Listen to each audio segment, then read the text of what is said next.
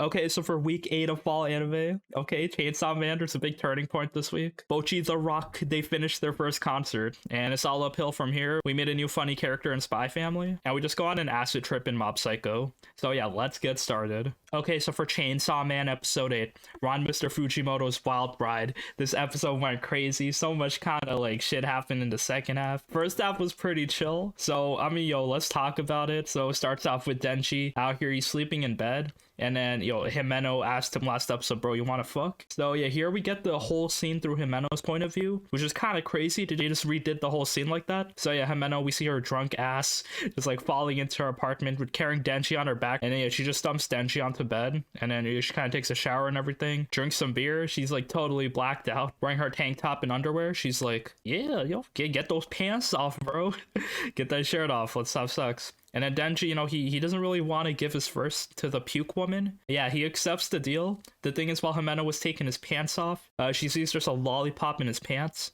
And then Denji gets a flashback. Yo, Makima gave me this. The cola flavored Chupa Chups. This is my first indirect kiss. So yeah, that kind of gives Denji some like post-nut clarity real quick. And then he kind of rejects Himeno. He goes and sleeps on the floor while she's just, blackout drunk on her bed. So yeah, very funny. Yo, this girl Himeno is insane. She knows no boundaries, very open. And she definitely broke some laws in the pedophilia department. But overall, yeah, I guess we'll brush that off. The next morning they wake up. Himeno makes breakfast. So yeah, she's a good host. It's not really that awkward. They're just chilling. Denji's like, yo, free food? Yo, don't mind if I do. And then yeah, just like, talk about stuff. Himeno's like, yo, do you really like Makima? Even if her personality is shit, do you like her?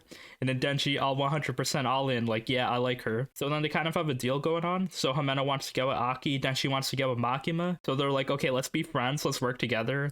And then, we could hang out as well. And yeah, besides that, it's a bit realistic as well. Like, it's like the type of regrets and random shit you do while you're blackout drunk. So yeah, we finished that up. But then what happens after that? So we get some cool scenes over here. First one, Makima's on a train to Kyoto. She kind of has to talk to higher ups, doing some stuff. The problem is, this train scene's kind of sus. The music is like pretty quiet, and then there's like a pause for a few seconds as we see like the people on Makima's front and back seats. So they're out here brandishing their guns. They whip it out. They shoot Makima and her underling. They're like, yo, Team C, commence operation. It looks like to be something related to the Gun Devil. So yeah, all of the characters that were in our big drinking party, they're basically getting shot while the music is like pretty chill, orchestral, but very creepy. So, well, it's our team, Denji, Power, and Aki, hanging out with Himeno. So they're getting lunch at this ramen place. And there's also gun violence here as well. So we kind of see this like greasy Japanese dude. He's like, yo, the food here kind of sucks. How are you eating it? And he's like, yo, my grandfather, he was a Yakuza boss. So yeah, his grandfather was the dude that Denji killed episode 1, his debt collector. So yeah, he made a deal with the zombie devil, so it wasn't really Denji's fault. But yeah, this dude probably wants revenge. He's like, the gun devil wants your heart. He picks up a gun, shoots Denji in the head, kind of grazes Aki, shoots Himeno in the chest. No, not the best girl. And then Power kind of ducks and uppercuts him, which is pretty cool. Aki recovers, he summons the Khan, the fox devil. It swallows him up. So yeah, the enemy's defeated, right? Nah, bro, this dude is something else. He's not a devil. He's not a fiend. He's like similar to Denji, I guess. So yeah, it's a big sword man. You could call him Katana Man. You could call him Samurai Sword. Whatever you want. But yeah, he's like has a black demon face. He has a sword sticking out of it, and he has 2 swords for arms. So yeah, this dude is like pretty scary. He just kind of rips up the fox devil, and now Aki and everyone are kind of in trouble. So yeah, Aki whips out his sword, which is yeah, they've been hyping up this sword for a while. They were like, yo, don't use that shit unless it's like 100% necessary. And this seems to be a necessary situation. The thing is, this sword was, it was pretty cool. It was the cursed devil's sword, basically. So it's kind of like a nail. He kind of stabs you 3 times, and you basically get insta-killed. So it is a pretty rough requirement, but like the payoff is pretty worth it. You just like kill anything, no matter their power level. The problem is this katana devil, bro, he's immortal. But yeah, the animation here was like pretty solid. I know people are complaining about CGI and stuff, but yeah, I kind of like this scene. They made the cursed devil really creepy. But yeah, after that, this girl comes in, this blonde girl, and then she kind of wakes up the katana devil. So bro, Aki taking a huge L. On top of like losing lifespan for using the sword, it didn't even work, bro. It was basically a waste. Power is useless, she can't do shit. Denji's basically shot in the head. So it's kind of all up to Himeno now. So then Himeno kind of summons her ghost. The thing is, the ghost doesn't want to come out, so she basically sacrifices her whole body. I'll give you all of me if you give me all of you. So yeah, she summons the big ghost form. It kind of has like an old lady head with a bunch of flowers on his neck and a bunch of arms. So yeah, the aesthetic was very nice. The ghost devil was CGI, but it wasn't really too bad at all. And yeah, it's just fighting katana man shooting all these arms at him. He's trying to cut it up, but he does get overwhelmed. But then the girl comes in. She was also very scary. So we see her devil, it's the snake, and then she kind of swallows up the ghost. So yeah, our squad, bro, it's looking so bad. Everyone is basically dead. And then we see Himeno, bro, the best girl. I loved her so much. Her character design was insane. And now she just like disappears. It was like so brutal because she didn't even die. There's no body left over. Just all her body parts disappear. And it's just her clothes left there with her eye patch. Bro, oh my god, she's gone. Everyone else is gone. Makiba dead. Yo, what do we do now? So yeah, a lot of people were hyping up this episode 8. I really liked it. So yeah, I'm excited to see how the anime will progress. When I was reading these chapters for the first time, I was like, okay, yeah, I expected some shit to pop off, but yo, goddamn, my favorite character got killed. She was prominently featured in these episodes, and this ED, she was like featured as well. So yeah, I kind of loved her. You know, rest in peace, the smoking eye patch waifu. You will be missed, but yeah, I guess like we'll see what's gonna happen next time. It's probably gonna be a crazy ass fight. And yeah, speaking of the ending 8, so it's called First Death by TK. So yeah, it was pretty good, pretty hype. Had some like sick guitar riffs in the beginning, and yeah, love the visuals. Featured Himeno, Aki, and everyone. So yeah, goddamn, yo, that's it for Chainsaw Man this week. Okay, so for Bocchi the Rock, episode 8.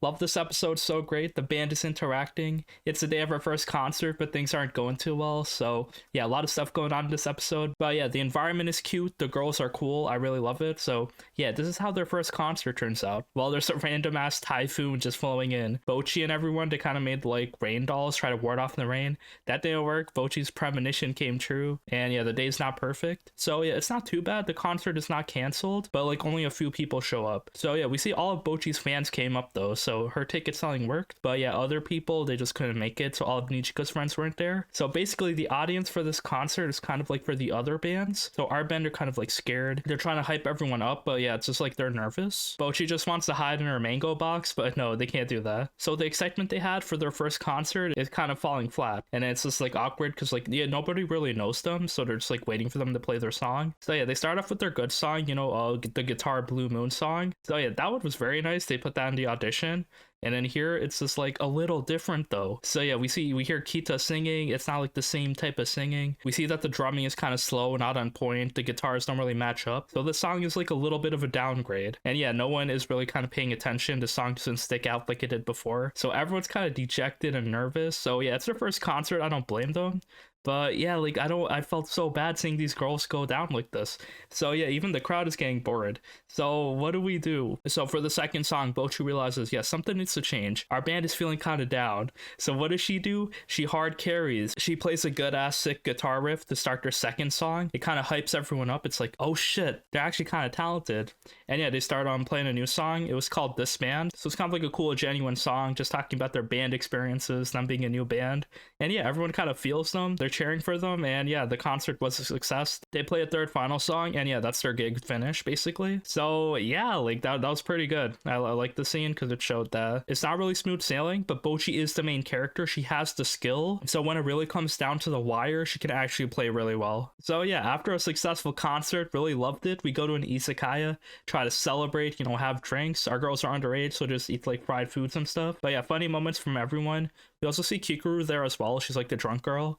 And yeah, basically she's like friends with Nijiga's sister. So yeah, everyone's just like chilling, having a good time. This izakaya scene was like very funny. It's like everyone's just interacting. We see Kita, her aura is just so positive, spreading around through everyone. We see Ryo, she actually is a big fan of Kikuru. And then we see just Bocchi kind of like melting away because she used all her energy to play. But overall, things are going good. Oh, also there's like this depressing scene where we see just like two businessmen just like drinking in the izakaya, and one of them was like talking about how their wife was cheating on him. So yeah, Bocchi's letting that depression kind of spread to her. But yeah, it was just like a randomly funny gag. But it does show like Bocchi, she has some more motivation now. She doesn't want to be a NEET. She doesn't want to be like a drunk loser. So she wants this band to be successful, because if it doesn't, she has to get a real job. And bro, that shit is rough. So Bocchi does not want to get a real job. After that though, Bocchi notices that Nijiga is missing. So she's just like chilling outside. Bocchi goes out to join her. They kind of have like a cool heart-to-heart. We saw Nijiga, she had a dream, but she didn't really share what it was besides making the band successful. So yeah, Bocchi and Nijiga kind of like share their true motives. So Nijiga, we realized that her sister like took care of her all her life. So basically her mom died at an early age and her dad kind of left them. So yeah, her sister was her only family. Her sister was really invested in music. She was in a band, but then she had to take care of Nijiga. So she realizes, oh, okay, I'll make this club, the Starry Club. So Nijiga's sister is basically on the management side, and Nijiga herself wants to like make the band successful. She also tells Bocchi,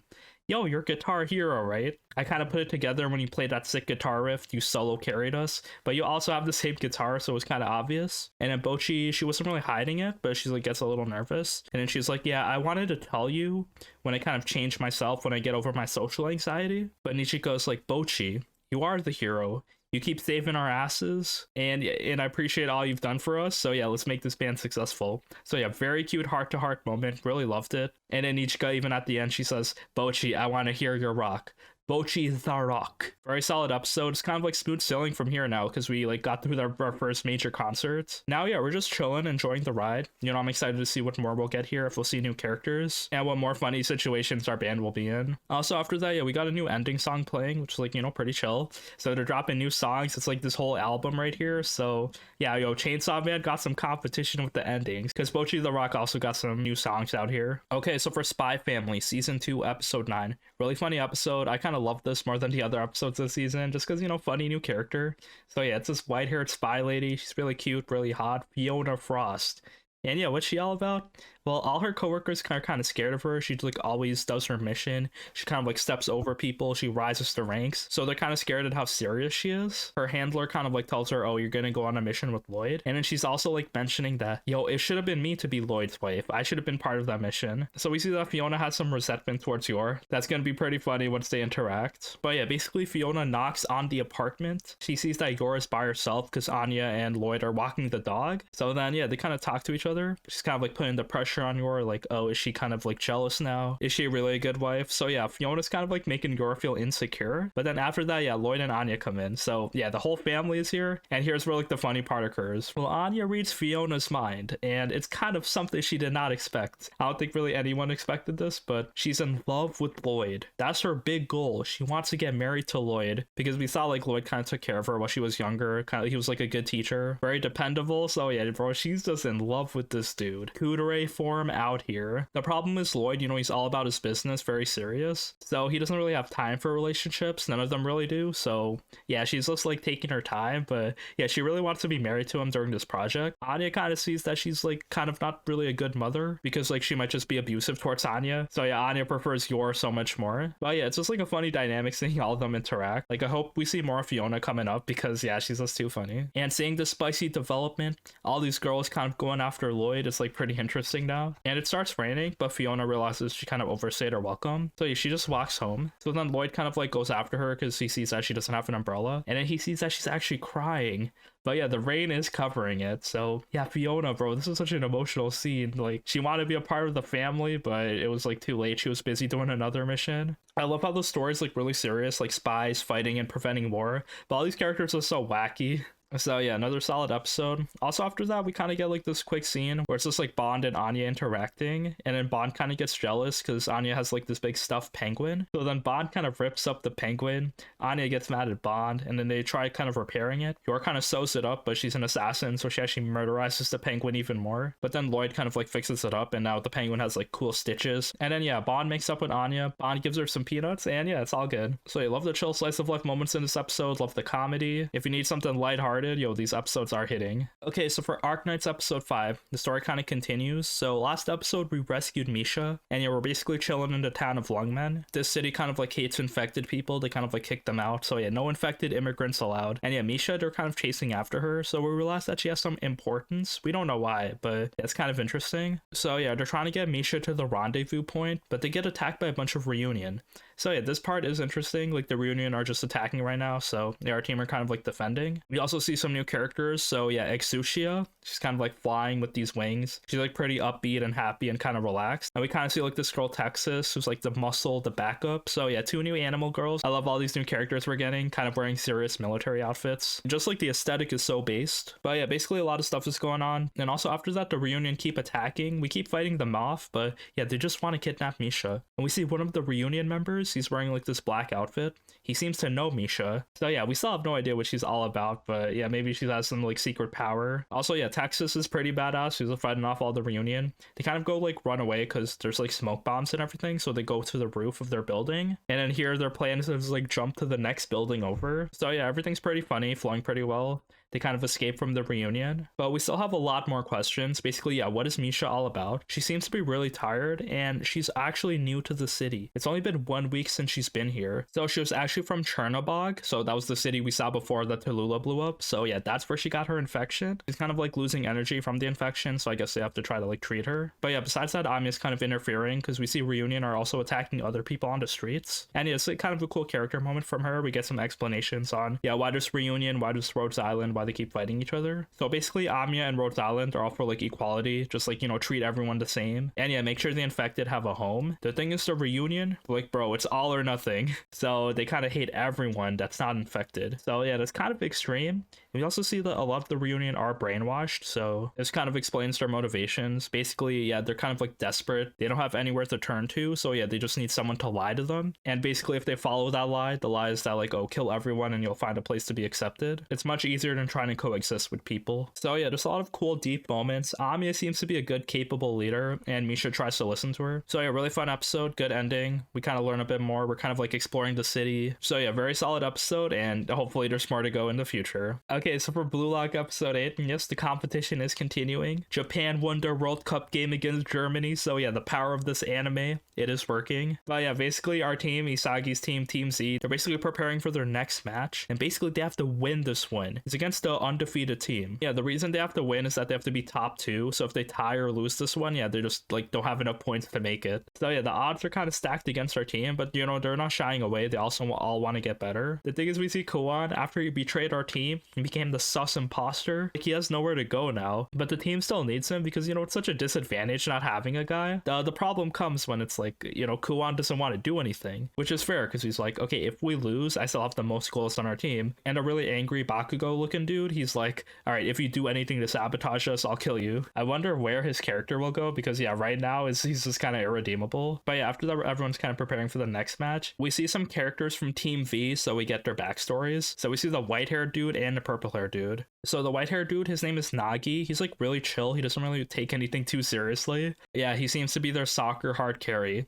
But yeah, we learn about him and Ryo. So Ryo, he has purple hair, and basically he had everything in life. He was a spoiled rich kid, but he's also like pretty gifted as well. So yeah, everything. He had like a big company. His dad was like, oh yeah, you're gonna take care of the company when you're older. Everything in the world is yours. So yeah, this dude's just like, you know, going to school, living life. It's like he doesn't really get satisfied with anything because he gets everything very easily. But then one day he saw the World Cup, he saw people hoisting that trophy, and he like kind of got inspired. He's like, I want something, a treasure that's like only mine, something that like I earned myself. So he decides to like kind of invest his life into soccer. The thing is, his parents don't really take him too seriously, and he's kind of too old to be starting with soccer at this point because yeah, he's already in high school. So yeah, basically his backstory is that he's a spoiled rich kid. But yeah, that's where he meets Nagi one day. So they go to the same school, and then Nagi's just like playing games on his phone on the staircase. Ryo kind of bumps into him and he drops the phone, but then Nagi kind of picks it up with his foot. So bro, this dude has extreme foot control. Bro, those toes are probably insane. But yeah, basically Ryo sees that Nagi has some hidden soccer talent, so they both kind of like, you know, pursue soccer together. And yeah, basically Nagi doesn't want to do anything. He just wants to chill, don't put effort.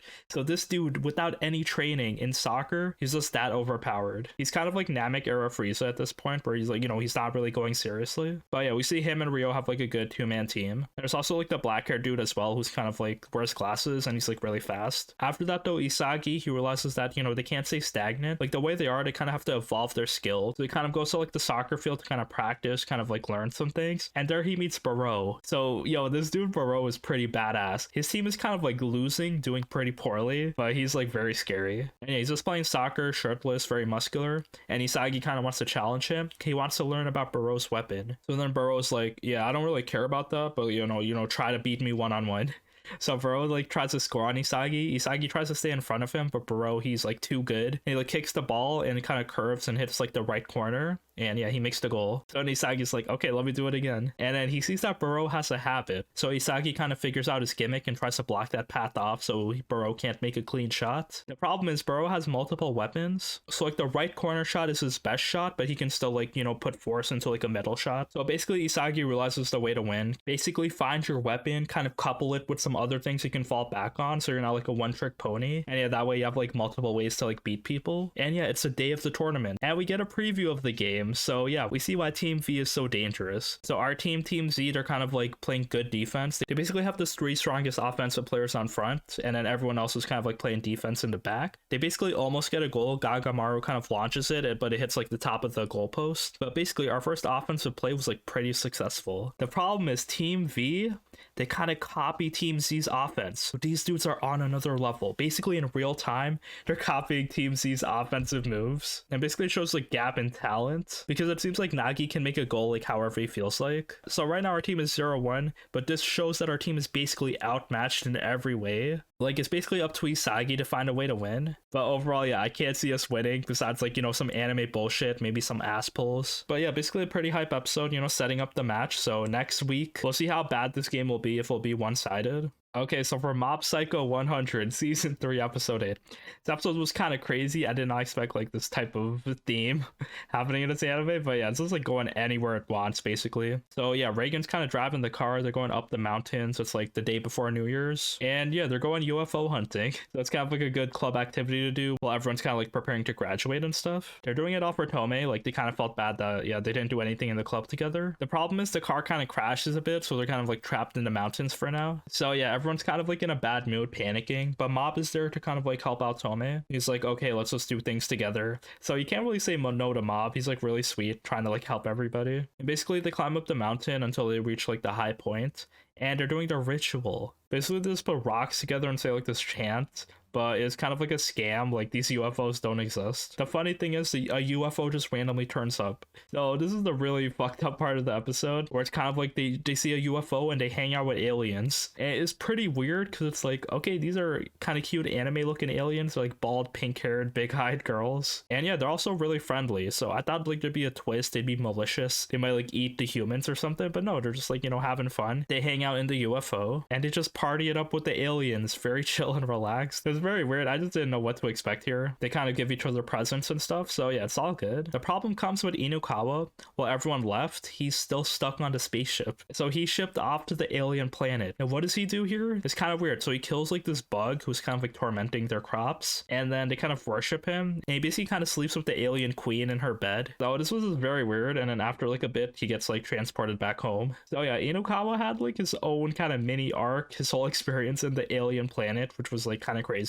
But yeah, besides that, yeah, it was kind of like a New Year's episode. Everyone kind of celebrated the UFO coming together. I guess I'm curious what new arcs we'll have in the future. But yeah, overall, this anime is like pretty crazy and unexpected. Okay, so for Akiba Maid War Episode 8, another crazy episode. You just don't know what to expect. Here it's like a baseball episode. So it's between like the kind of 2 rival maid groups, so the Pigsty and the Madeline group. So the Madeline group doesn't really exist anymore. They kind of all got bought out by the Creatureland group. So this is kind of like a baseball tournament to kind of like unite everyone, so they stop fighting. No hard feelings between each other for killing the Crimson Supernova. Apparently their animals like the axolotls or something. So yeah, the boss shows up, the girl with the blue hair, and the 2 teams are kind of like, yeah, prepared for this baseball tournament. Thing is, yeah, all these maids are playing dirty except Nagami. She has like her goal with Nerula. Don't solve things through violence, don't solve things through murder. So she's taking this baseball game very seriously. Funny thing is, Nagami talks so much trash that all the other maids are kind of tired of her. So it's really funny seeing this character shift in Nagami. She's more excited now. She's like really invested in the maid life. But yeah, basically a funny baseball episode. All these girls are wearing like cute baseball outfits. So the thing is, our team is winning, but the other cafe, they're kind of like so mad at Nagami. They actually swing the baseball bat at her, but she says she's fine. She doesn't want things to end. She wants this to be like a fair game. And then everyone's kind of starting to follow Nagami's lead. They're like, okay, yeah, maybe we'll try to play fair. After they all try to kill each other, they're like, yeah, let's play fair. But yeah, I was pretty annoyed with Nagami this episode. I was like, damn, you don't just let time and place. You gotta stop talking so much trash. Also, after that, the manager of the Axolotl Cafe, she gets stabbed. Bro, the mascot just knifes her. And we see it was from the girl that was friends with Manami. And basically they just murder each other. 2 girls are down. So like the vibe is kind of ruined. Like, oh, do we play baseball now? The thing is, they kind of like pretend that no one died. It's kind of like pretty dark humor. But basically, yeah, in the final play, Ranko kind of throws a pitch. They miss and Nagami catches it. So yeah, that is the game. Our team did win. So yeah, we keep winning out here. You know, nothing bad happening. But yeah, every episode, you know, there's some death. some of these maids are dying. So yeah, the anime is still very crazy. But yeah, it's not finished there. It's not all fun and games. There's actually some story progression happening. We see that Ranko knows the leader of Creatureland. Her name is Usuko. Apparently, yeah, she and Ranko work together. So that is kind of interesting. I wonder what their relationship will be. Basically, she tells Ranko, you gotta fight for the sake of the group. So I'm kind of curious what's gonna happen. The story does become serious at times, but it's just like funny batshit crazy situations with our maids with a bunch of murder sprinkled in. Okay, so for Gundam Witch episode 8, this episode kind of flowed by really quickly, just basically discussing the company that Miura was like building with Soleta to do Gundam research. So yeah, they're kind of founding it in the school, so they're like recruiting the Earth House to kind of help them. So this is kind of like a good thing because yeah, more people will accept Gundams, I guess. I'm still not sure like, you know, why Gundams are taboo, but they seem to have like some effect on the brain, so they're trying to make Gundam safe. So yeah, they have a lot of like investors on them, but yeah, basically since they're a company, they also need ways to like generate revenue. So they're thinking, okay, yeah, we could sell stuff like maybe Gundam tools, maybe weapons. The thing is, if we do that, we're kind of like, you know, profiteering from war, and then it's kind of like oppressing our people as well. So we don't really believe in like selling weapons. So yeah, we kind of hit an impasse. We're still a company, so we need to run somehow, but yeah, what do we sell? So then Miorine kind of like talks to a lot of people. She sees Soleta's mom. There's a lot of people that really care about the Gundam. The Gundam can actually help people. So Miorine kind of uses that to kind of inspire the company. It seems like prosthetic limbs or maybe like stuff like medicine based. So yeah, they're kind of going hard into science. They're using Gundams to try to benefit people. So yeah, it's a good starting point for the company. They kind of have a big selling pitch to release a trailer, and yeah, everything's going good. Soleta's mom does approve as well. So yeah, I guess we're just going to continue working on the company. However, yo, we get a cliffhanger at the end. Okay, nothing can go easy. Basically, the student council led by Shadik, they're like, yeah, okay, when you're starting a business, you need to follow safety regulations. And if you don't follow that, your company's going to be canceled. He kind of wants to steal the company. He wants this Gundam research company for himself. So yeah, new villain introduced, so very random. So hopefully we beat this guy no problem. But yeah, it's gonna be pretty interesting. It's gonna be funny if it's like down to like a Gundam battle or something. Because yeah, like the best way to solve problems in this school is to fight each other. And now for To Your Eternity, season 2, episode 6. Kind of like a crazy episode, went back and forth some places. But basically Kahaku, he kind of like, he had enough. He admits his love to Fushi, which is like a big mistake because we realized that since Fushi is in the Perona body, she's actually physically repulsed by Kahaku. Yeah, and I don't blame her. Like, imagine the way you died, you just get tortured by this like random batshit crazy girl, and then her descendant just like tries to like make the moves on you. So yeah, we see each of the bodies does have like a different feeling, different type of emotion. So he does reject Kahaku. So yeah, basically things are happening. We're kind of going to like a new city. The problem is the church is here, and they're kind of like hunting down Fushi and Bonchan. So they basically give Fushi an ultimatum where it's like, okay, come with us and then we won't kill like your people. So yeah, Fushi trusts the church, which is you know, pretty bad. Don't trust them. And basically just like a big like commotion inside the city, and they're kind of like there to like capture Fushi. The thing is, the king, he's like, all right, before we do that, let's prove that Fushi is evil. So there was kind of like a dead body who was part of the church. So it's like, if Fushi can revive a member of the church, that means he's not a devil. Thing is, Fushi, he doesn't even know that he has the power to bring people back to life. Only Bonchan really knows about this. So when Fushi tries to do it, the body's still like a dead husk. It didn't work. So yeah, why did it work last time but not this time? Bonchan kind of theorizes it's because Fushi has to actually meet that person to like acknowledge them as an object. But if it's just some random husk, Fushi doesn't really know like the spirit inside of it. So yeah, you can't bring it back to life. So that is good to know. Fushi can only bring people that he knows back to life. But since they see that Fushi's powers don't work, they capture him. So they kind of betrayed him. And he's basically in like this big iron prison underground. And he's trying to break out. He's using Gugu's flames to kind of burn the iron. The problem is, yeah, iron is like pretty thick and hot. So Fushi's kind of just like melting his own body. It's like molten hot iron as he's like burning it. And that's pretty rough. It looks like he's like going through eternal torture out here. So the god, he's kind of like, okay, I wonder what's gonna happen first. Is your body just gonna freeze and disintegrate, or are you gonna overcome this and change? So that was like a weird cliffhanger. Everyone else in Fushi's party are kind of like, you know, captured, running away. So it'll probably form a rescue team for him. But yeah, like pretty solid episode. We see more people's motivations. So I'm just like kind of disturbed. Like I know people are about to die soon. So yeah, I'm just like kind of scared. And yeah, that's it for this week. Thank you for watching. Really excited for these episodes. It's so hype. I really want to know how crazy Chainsaw Man can get. And yeah, all these other shows are like really fun. So yeah, please let me know what your favorite episode this week was.